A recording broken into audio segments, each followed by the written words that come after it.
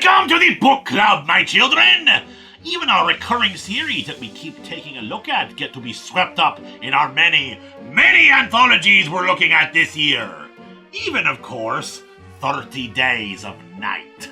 The 2004 annual features 4 stories set in the universe, plus a preview for Return to Barrow, which we've looked at already. Our first tale is The Book Club, about a suburban book club that has sunk their own teeth into Stella Oleman's book about the original vampire attack, 30 Days of Night. They share their criticisms of the book, the pacing, the unbelievability of some parts. But then, one man mentions that digging into the book and its history, he talks about how Stella keeps claiming that the book is real, non-fiction. She has excerpts that were edited out of the book on her website, which includes the idea that vampires could easily hide amongst people in a suburban neighborhood. The book club thinks about a neighbor of theirs, Oswald, who is pretty antisocial and seems to only go out at night. They jump to the conclusion that he is a vampire and grab tools to confront him. He grumbles to them that he works nights, and they very quickly attack and slaughter him in a frenzy. The cops soon arrive,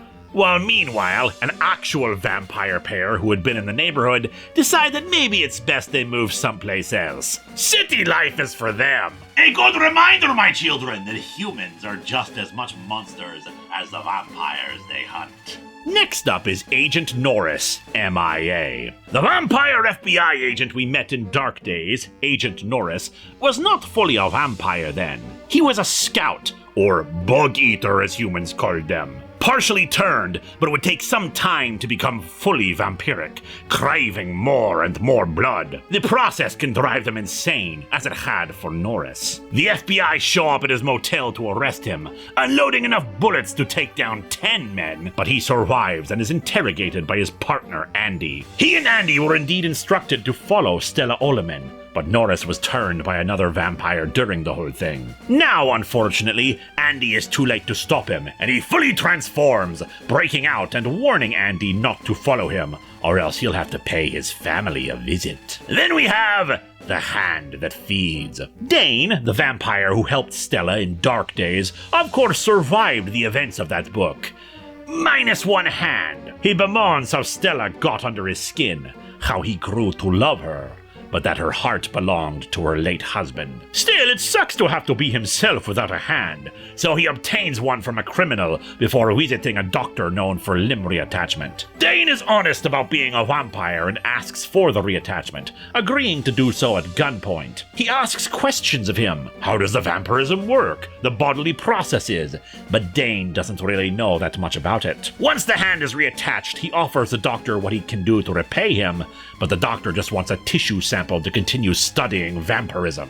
Dane knows such a thing is too risky, and the doctor tries to insist with Dane's gun, but the bullets of course do nothing. Dane allows him to live as a repayment, but then changes his mind when he realizes the doctor can take the blood splatters from him as the tissue samples. Going to be really embarrassing if he loses his other hand and now doesn't have the doctor to reattach it.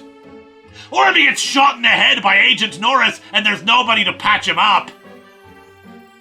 Well, finally we have The Trapper, serving as an introduction to fur trapper John Ikos, whom we saw in Return to Barrow. He recounts the horrifying events in Barrow, of people who froze to death fleeing, of an elderly couple who starved to death in a closet, too horrified to try to leave and find food. Poor John Ikos was out during most of it, hunting for meat and fur. When he learned of what happened, though, he decided to take on a new profession to honor his dead brother: vampire hunter. And he demonstrates his proficiency for it as he snipes a vampire on the borders of Barrow, ready to defend it each year now from the undead hordes that wish to redeem their own failure to take the town. 30 Days of Night's universe is full of interesting people in it.